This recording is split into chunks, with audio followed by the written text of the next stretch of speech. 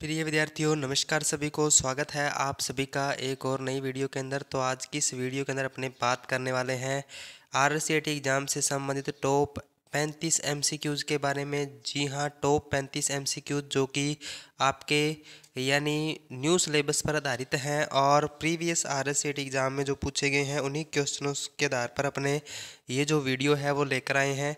तो वीडियो को एक बार ज़्यादा से ज़्यादा शेयर कर दीजिए, क्योंकि आज की इस क्लास के अंदर अपने 35 एमसीक्यूज के बारे में डिस्कस करने वाले हैं और बहुत ही शानदार क्वेश्चंस आज की इस क्लास के अंदर रहने वाले हैं। आरसीईटी का जो एग्ज़ाम अपना होने वाला है वो 22 दिसंबर को होने वाला है।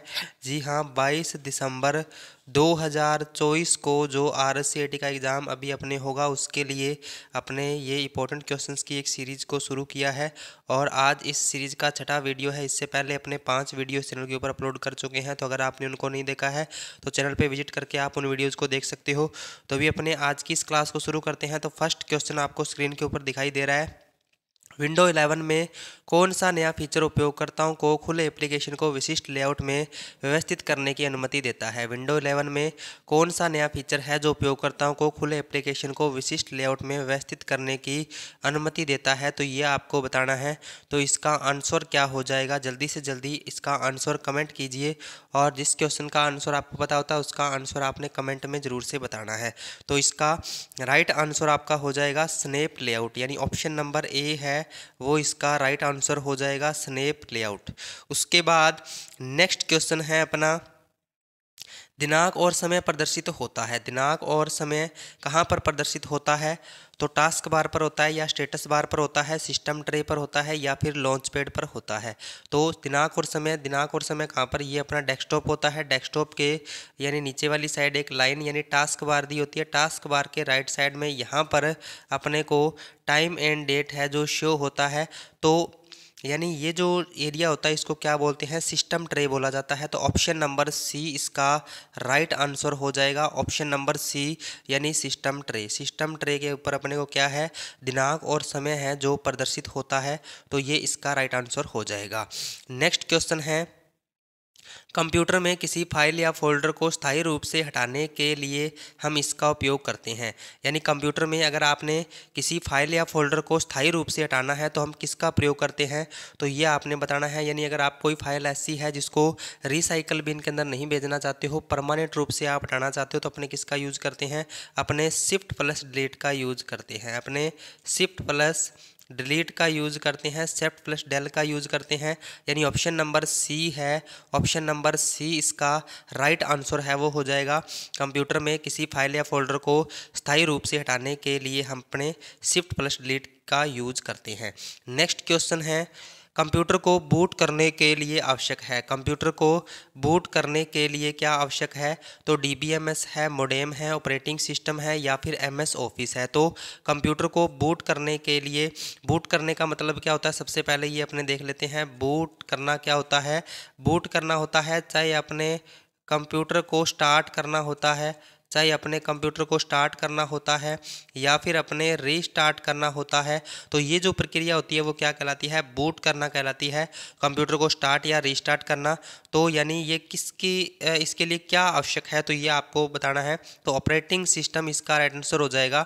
ऑपरेटिंग सिस्टम या फिर सिस्टम सॉफ्टवेयर, ऑपरेटिंग सिस्टम या फिर सिस्टम सॉफ्टवेयर इसका जो राइट आंसर है वो हो जाएगा option number C. Next question है, next question, map dot net GIS software product Khalistan operating system का कार्य करता है।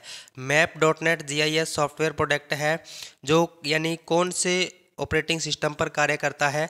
तो ये आपको बताना है। विंडो पर करता है, लिनक्स पर करता है, रेड हैट पर करता है या फिर मैक पर करता है? तो इसका राइट आंसर आपका हो जाएगा option number A.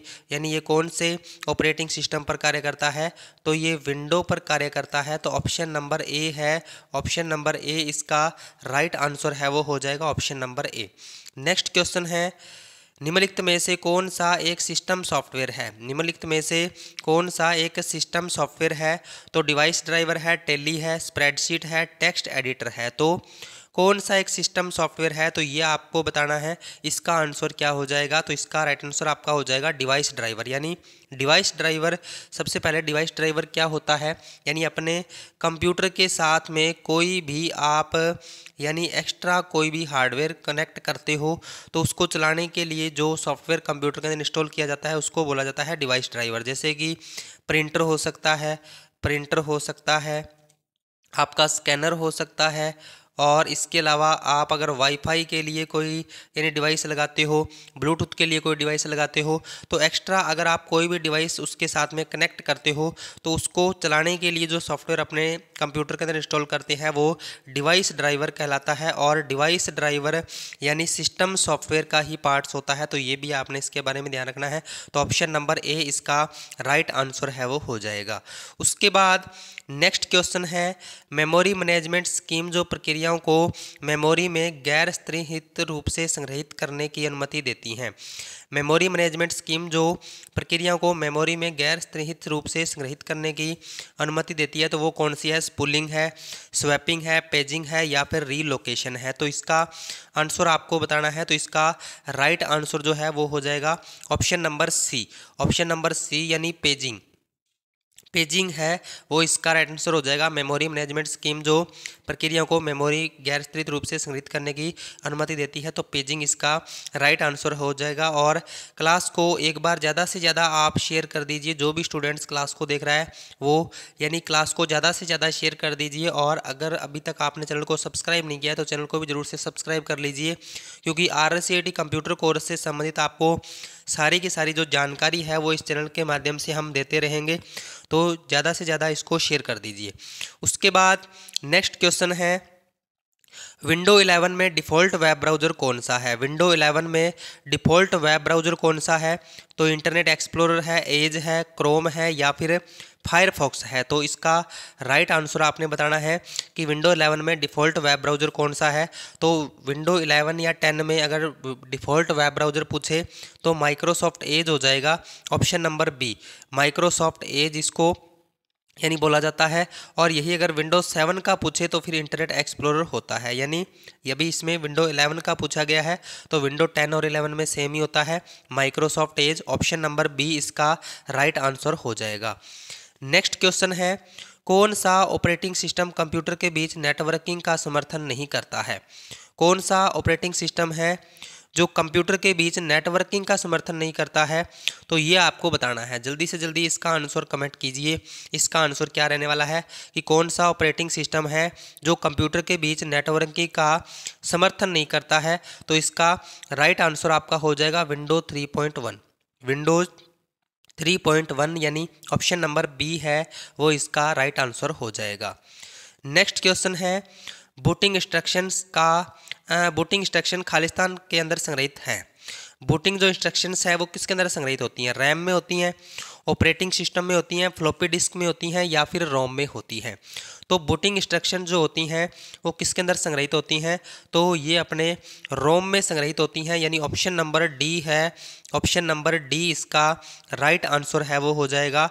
Booting instructions यानी रोम में संग्रहित होती हैं। और रोम का मतलब ही क्या होता है? रीड ओनली मेमोरी, जिसमें से कुछ इंस्ट्रक्शंस लिखे होते हैं, केवल उनको अपने रीड कर सकते हैं, उसमें अपने किसी भी प्रकार का परिवर्तन नहीं कर सकते हैं। और इसके अंदर जो डेटा होता है वो केवल एक बार लिखा जा सकता है और उसको अपने केवल बार बार पढ़ सकते हैं। तो ऑप्शन नंबर डी इसका राइट आंसर हो जाएगा।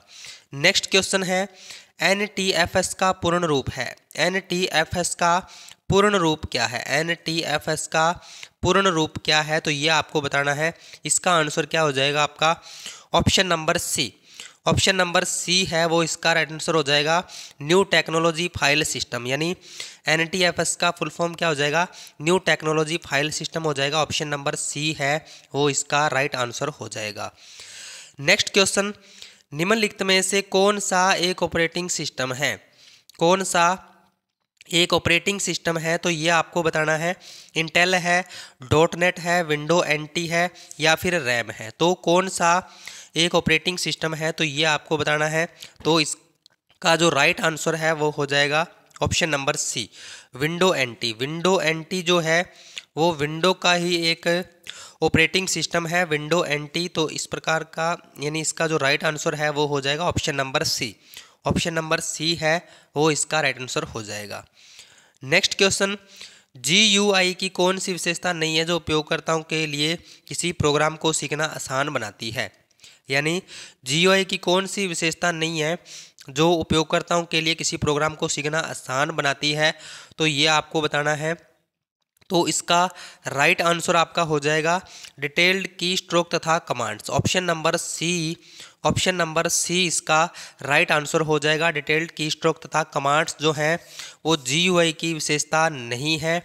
बाकी WYSIWYG जो फॉर्मेटिंग है वो भी GUI आधारित है। डायलॉग बॉक्स है तो वो भी GUI की विशेषता है। आइकन्स हैं तो वो भी GUI की विशेषता है। तो ऑप्शन नंबर सी इसका राइट आंसर हो जाएगा।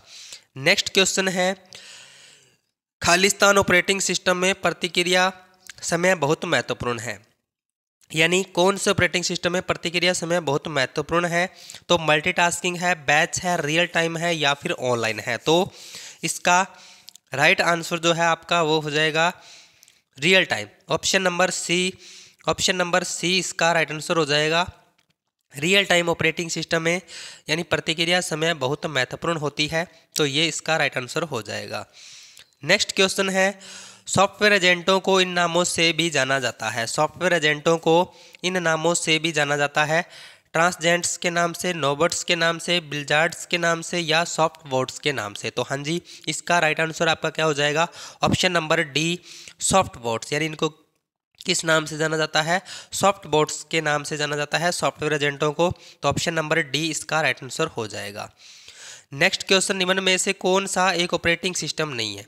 कौन सा एक ऑपरेटिंग सिस्टम नहीं है? तो विंडोज़ नहीं है, डोस नहीं है, ओरेकल नहीं है या फिर लिनक्स नहीं है। तो इसका राइट आंसर आपका हो जाएगा option number C, Oracle. Option number C है वो इसका राइट आंसर हो जाएगा। यानी कौन सा एक ऑपरेटिंग सिस्टम नहीं है? तो ओरेकल एक प्रकार की प्रोग्रामिंग लैंग्वेज होती है। बाकी विंडो हो गया, डोस हो गया, लिनक्स हो गया, ये सभी के सभी ऑपरेटिंग सिस्टम होते हैं। नेक्स्ट क्वेश्चन है, क्लाइंट सर्वर नेटवर्किंग को लागू करने के लिए निम्नलिखित में से कौन सा ऑपरेटिंग सिस्टम बेहतर है? क्लाइंट सर्वर नेटवर्किंग को लागू करने के लिए निम्नलिखित में से कौन सा ऑपरेटिंग सिस्टम बेहतर है? तो MS DOS है, विंडो 95 है, विंडो 98 है, विंडो 2000 है। तो हाँ जी, क्लाइंट सर्वर नेटवर्किंग को लागू करने के लिए कौन सा ऑपरेटिंग सिस्टम बेहतर है? तो इसका राइट आंसर आपका हो जाएगा option number D, window 2000। Window 2000 है जो इसका राइट आंसर हो जाएगा option number D. Next question है, वह सॉफ्टवेयर प्रोग्राम जो कानूनी रूप से कंपाइल किया जाता है और आमतौर पर मुफ्त में उपयोग किया जाता है उसे कहा जाता है। वह सॉफ्टवेयर प्रोग्राम जो कानूनी रूप से कंपाइल किया जाता है और आमतौर पर मुफ्त में उपयोग किया जाता है तो उसे क्या कहा जाता है? शेयरवेयर कहा जाता है, फर्मवेयर कहा जाता है, माइंडवेयर कहा जाता है या फिर पब्लिक डोमेन कहा जाता है। तो इसका राइट आंसर आपका हो जाएगा option number D, public domain. Option number D है वो इसका राइट आंसर हो जाएगा। नेक्स्ट क्वेश्चन है, हाल ही में डिलीट की गई फाइल संग्रहित की जाती है। हाल ही में डिलीट की गई जो फाइल है वो किस में संग्रहित की जाती है? और इसका आंसर बताने से पहले सभी से रिक्वेस्ट करना चाहता हूँ कि वीडियो को शेयर कर दीजिए, ज़्यादा से ज़्यादा शेयर कर दीजिए। और चैनल को अभी तक सब्सक्राइब नहीं किया तो चैनल को भी सब्सक्राइब कर लीजिए, क्योंकि अपने जो 2K का जो टारगेट है वो जल्दी से जल्दी अपने कंप्लीट करना है। 2K का टारगेट जल्दी ही अपने कंप्लीट करना है इस एग्ज़ाम से पहले। तो जिन्होंने अभी तक सब्सक्राइब नहीं किया है तो चैनल को भी ज़रूर से सब्सक्राइब कर लीजिए। और इसका आंसर क्या रहने वाला है?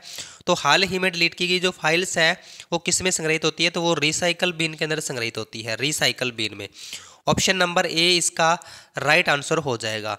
और अगर कोई ऐसी फाइल जो रिसाइकल बिन में नहीं भेजनी है तो वो अपने शिफ्ट प्लस डिलीट से कर सकते हैं। इसके बारे में अभी अपने थोड़ी देर पहले ही डिस्कस किया है। उसके बाद नेक्स्ट क्वेश्चन है, एक बूटस्ट्रैप है। एक बूटस्ट्रैप क्या है? तो कंप्यूटर को सपोर्ट करने वाला एक उपकरण है, एक त्रुटि सुधार तकनीक है, एक मेमोरी डिवाइस है और डी नंबर ऑप्शन कंप्यूटर शुरू करने के लिए एक छोटा इनिशियल है। तो एक बूटस्ट्रैप क्या है? तो ऑप्शन नंबर बी एक त्रुटि सुधार तकनीक है। यानी ऑप्शन नंबर बी है वो इसका राइट आंसर हो जाएगा, एक त्रुटि सुधार तकनीक है। उसके बाद नेक्स्ट क्वेश्चन, ऑपरेटिंग सिस्टम शब्द का अर्थ है, ऑपरेटिंग सिस्टम शब्द का अर्थ क्या है? तो प्रोग्रामों का एक सेट जो कंप्यूटर के कार्य करता है। बी नंबर ऑप्शन है जिस तरह से एक कंप्यूटर ऑपरेटर कार्य करता है। सी नंबर ऑप्शन उच्च स्तरीय भाषा का मशीन स्तरीय भाषा में रूपांतरण करता है। और डी नंबर ऑप्शन है जिस प्रकार फ्लॉपी डिस्क ड्राइव संचालित होता है। तो ऑपरेटिंग सिस्टम शब्द का अर्थ क्या है? तो इसका राइट आंसर आपका हो जाएगा प्रोग्रामों का एक सेट जो कंप्यूटर के कार्य करता है। ऑप्शन नंबर ए इसका राइट आंसर है वो हो जाएगा। नेक्स्ट क्वेश्चन है कंट्रोल पैनल में स्क्रीन सेवर बदलने के लिए उपयोग में किया जाने वाला आइकन है। कंट्रोल पैनल में स्क्रीन सेवर बदलने के लिए उपयोग में किया जाने वाला आइकन कौन सा है? सिस्टम सेटिंग है, रीजनल सेटिंग है, ऐड प्रोग्राम है, डिस्प्ले है। तो इसका राइट आंसर आपका क्या हो जाएगा? Option number D display option से अपने कंट्रोल पैनल के अंदर स्क्रीन सेवर बदल सकते हैं और आइकन्स को अपने चेंज कर सकते हैं। तो ऑप्शन नंबर डी है वो इसका राइट आंसर हो जाएगा। नेक्स्ट क्वेश्चन है ऑपरेटिंग सिस्टम की लोडिंग कहलाती है। ऑपरेटिंग सिस्टम की लोडिंग कहलाती है, फॉर्मेटिंग कहलाती है, बूटिंग कहलाती है, डीबगिंग कहलाती है, कंपाइलिंग कहलाती है। तो ऑपरेटिंग सिस्टम की जो लोडिंग है वो क्या कहलाती है? तो इसका राइट आंसर आपका हो जाएगा ऑप्शन नंबर बी बूटिंग। यानी ऑपरेटिंग सिस्टम की लोडिंग क्या कहलाती है? बूटिंग कहलाती है। और बूटिंग के बारे में अभी अपने डिस्कस किया था। बूट करने का अभिप्राय क्या होता है? कंप्यूटर्स को यानी स्टार्ट करना या रीस्टार्ट करना क्या कहलाता है? बूटिंग कहलाता है। तो ये भी आपने ध्यान में रखना है। नेक्स्ट क्वेश्चन है विंडो 11 में नया स्टार्ट मेन्यू डिजाइन किस पर केंद्रित है? विंडो 11 में नया स्टार्ट मेन्यू डिजाइन है जो किस पर केंद्रित है? लाइव टाइल्स पर है, टास्क बार पर है, विजेट्स पर है, टास्क व्यू पर है। तो इसका राइट आंसर आपका हो जाएगा option number A live tiles. यानी विंडो 11 में जो नया स्टार्ट मेन्यू डिजाइन किया गया है वो लाइव टाइल्स पर यानी केंद्रित है। तो ये इसका राइट आंसर हो जाएगा लाइव टाइल्स। नेक्स्ट क्वेश्चन निम्नलिखित में से एक ओपन सोर्स सॉफ्टवेयर नहीं है। बहुत ही शानदार क्वेश्चन है। ओपन सोर्स का मतलब क्या होता है? निःशुल्क। ओपन सोर्स का मतलब निःशुल्क होता है, यानी इसका अपने को कोई भी चार्ज पे नहीं करना पड़ता है, नेट पर अपने को बिल्कुल फ्री ऑफ कॉस्ट मिलता है। तो कौन सा एक ओपन सोर्स सॉफ्टवेयर नहीं है? डी स्पेस नहीं है, ग्रीन स्टोन नहीं है, विंडो नहीं है या फिर लिंक्स नहीं है। तो इसका राइट आंसर आपका क्या हो जाएगा? विंडो। यानी विंडो एक ओपन सोर्स यानी सॉफ्टवेयर नहीं है। ये सभी के लिए निःशुल्क नहीं है, इसका कुछ चार्ज अपने को पे करना पड़ता है। तो ऑप्शन नंबर सी है वो इसका राइट आंसर हो जाएगा। नेक्स्ट क्वेश्चन है माइक्रोसॉफ्ट विंडो 1 है। माइक्रोसॉफ्ट विंडो 1 है तो क्या है? डेटाबेस प्रोग्राम है, वर्ड प्रोसेसिंग है, ग्राफिक प्रोग्राम है या फिर ऑपरेटिंग सिस्टम है। तो इसका राइट आंसर आपका हो जाएगा option number D operating system. Operating system है वो इसका राइट आंसर हो जाएगा। माइक्रोसॉफ्ट विंडो एक क्या है? एक प्रकार का ऑपरेटिंग सिस्टम होता है। नेक्स्ट क्वेश्चन है विंडो में DLL है। DLL की फुल फॉर्म आपको बतानी है। DLL की फुल फॉर्म हो जाएगी dynamic link library. Dynamic link library option number A है वो इसका राइट आंसर हो जाएगा। और आज की इस क्लास के अंदर अपने 35 MCQs के बारे में डिस्कस करने वाले हैं और ये जो क्वेश्चंस है अपने न्यू सिलेबस पर आधारित रहने वाले हैं। तो क्लास काफ़ी इंपॉर्टेंट होने वाली है, क्लास को शेयर कर दीजिए ज़्यादा से ज़्यादा। उसके बाद नेक्स्ट क्वेश्चन है WISIWG की फुल फॉर्म आपको बतानी है, यानी इसकी फुल फॉर्म आपको बतानी है क्या होने वाली है। इसकी फुल फॉर्म WISIWG की, हाँ जी, इसकी फुल फॉर्म क्या हो जाएगी? इसका राइट आंसर आपका हो जाएगा option number B what you see is what you get. यानी जैसा आप देखते हैं वैसा आप प्राप्त करते हैं। तो यानी इसका मतलब हो जाएगा what you see is what you get. तो ऑप्शन नंबर बी इसका राइट आंसर हो जाएगा। नेक्स्ट क्वेश्चन है कौन सा OS का कार्य नहीं है? कौन सा ऑपरेटिंग सिस्टम का कार्य नहीं है? वायरस प्रोटेक्शन नहीं है, मेमोरी मैनेजमेंट नहीं है, डिस्क मैनेजमेंट नहीं है या फिर एप्लीकेशन मैनेजमेंट नहीं है। तो ऑपरेटिंग सिस्टम का कार्य कौन सा नहीं है? तो इसका राइट आंसर आपका हो जाएगा ऑपरेटिंग सिस्टम अपना वायरस प्रोटेक्शन नहीं करता है, यानी बाकी सारे के सारे काम करता है, सभी चीज़ों को मैनेजमेंट करता है, लेकिन वायरस से प्रोटेक्शन नहीं करता है। तो ऑप्शन नंबर ए इसका राइट आंसर हो जाएगा। नेक्स्ट क्वेश्चन है निम्न में से किस विंडो में स्टार्ट बटन नहीं है? निम्न में से किस विंडो के अंदर स्टार्ट बटन नहीं है? तो विंडो विस्टा में नहीं है, विंडो 8 में नहीं है, विंडो 7 में नहीं है या फिर उपरोक्त में से कोई नहीं है। तो यानी कौन सी विंडो के अंदर स्टार्ट बटन नहीं है? तो विंडो 8 के अंदर नहीं है। ऑप्शन नंबर बी है वो इसका राइट आंसर हो जाएगा। विंडो 8 में स्टार्ट बटन नहीं होता है। नेक्स्ट क्वेश्चन है वह ऑपरेटिंग सिस्टम जो एक ही समय में कई प्रोग्रामों को चलाने की अनुमति देता है वह ऑपरेटिंग सिस्टम जो एक ही समय में कई प्रोग्रामों को चलाने की अनुमति देता है वह कौन सा है? बैच प्रोसेसिंग है, मल्टी थ्रेडिंग है, मल्टीटास्किंग है, रियल टाइम है। तो इसका राइट आंसर आपका हो जाएगा मल्टीटास्किंग। यानी मल्टीटास्किंग जो ऑपरेटिंग सिस्टम होता है वो एक ही समय में कई प्रोग्रामों को चलाने की अनुमति देता है। तो इसका राइट आंसर आपका हो जाएगा option number C. Next question है, विंडो में स्क्रीन बैकग्राउंड और मेन एरिया जहां आप फाइल और प्रोग्राम ओपन और मैनेज कर सकते हैं कहलाता है। विंडो में स्क्रीन बैकग्राउंड जो मेन एरिया होता है जहां आप फाइल और प्रोग्राम ओपन और मैनेज कर सकते हैं तो वह क्या कहलाता है? तो वह कहलाता है डेस्कटॉप। यानी डेस्कटॉप क्या होता है? कंप्यूटर जब अपने ऑन करते हैं, ऑन करने के बाद जो स्क्रीन अपने को दिखाई देती है उसको डेस्कटॉप बोला जाता है। तो ऑप्शन नंबर बी इसका राइट आंसर है, वो हो जाएगा डेस्कटॉप। उसके बाद नेक्स्ट क्वेश्चन है, विंडो 11 में पुनः डिजाइन किए गए माइक्रोसॉफ्ट स्टोर का मुख्य उद्देश्य क्या है? विंडो 11 में पुनः डिजाइन किए गए माइक्रोसॉफ्ट स्टोर का मुख्य उद्देश्य क्या है? हार्डवेयर बेचना है, सॉफ्टवेयर वितरित करना है, फिल्में स्ट्रीमिंग करना है या फिर उपरोक्त सभी है। तो इसका राइट आंसर आपका हो जाएगा ऑप्शन नंबर डी, उपरोक्त सभी। यानी विंडो 11 में माइक्रोसॉफ्ट स्टोर का उद्देश्य क्या होता है? हार्डवेयर बेच सकते हैं, सॉफ्टवेयर वितरित कर सकते हैं, फिल्में स्ट्रीमिंग करना होता है, यानी सारे के सारे काम करता है। तो ऑप्शन नंबर डी इसका राइट आंसर हो जाएगा। नेक्स्ट क्वेश्चन है, विंडो 11 में एकीकृत कौन सी तकनीक यूजर को अपने पीसी पर एंड्रॉयड ऐप चलाने में सक्षम बनाती है? यानी पीसी पर एंड्रॉयड ऐप चलाने में सक्षम कौन सी तकनीक बनाती है? तो इसका राइट आंसर आपका हो जाएगा option number A, window store. Window store यानी ऑप्शन नंबर ए है वो इसका राइट आंसर हो जाएगा। नेक्स्ट क्वेश्चन है, विंडो 11 में कौन सा फीचर विजेट, समाचार और अन्य सामग्री को व्यक्तिगत फीड बनाने पर केंद्रित है? विंडो 11 में कौन सा फीचर है जो विजेट, समाचार और अन्य सामग्री को व्यक्तिगत फीड बनाने पर केंद्रित है? तो लाइव टाइल्स है, स्टार्ट मेन्यू है, टास्क बार है या फिर विजेट्स है। तो इसका राइट आंसर आपका हो जाएगा option number D, widgets. Option number D है वो इसका राइट आंसर हो जाएगा। तो ये थे आज के कुछ इंपॉर्टेंट क्वेश्चंस। तो आज की इस क्लास के अंदर अपने 35 एमसीक्यूज के बारे में डिस्कस किया है जो कि न्यू सिलेबस पर आधारित हैं। यानी जो अपने न्यू सिलेबस पर आधारित क्वेश्चंस हैं और काफ़ी इंपॉर्टेंट क्वेश्चंस हैं जो कि प्रीवियस आरएससीटी एग्जाम में पूछे गए हैं। और साथ ही साथ यानी जो आपके इंटरनल असेसमेंट्स में जो क्वेश्चंस पूछे गए हैं उन्हीं क्वेश्चंस को आज की इस क्लास के अंदर अपने ऐड किया गया है। तो वीडियो को आपने ज़्यादा से ज़्यादा शेयर करना है और चैनल को अभी तक सब्सक्राइब नहीं किया है तो चैनल को भी जरूर से सब्सक्राइब करना है। तो अभी अपने मिलते हैं नेक्स्ट वीडियो में कुछ नए इंपॉर्टेंट क्वेश्चंस के साथ। तब तक के लिए जय हिंद, जय भारत।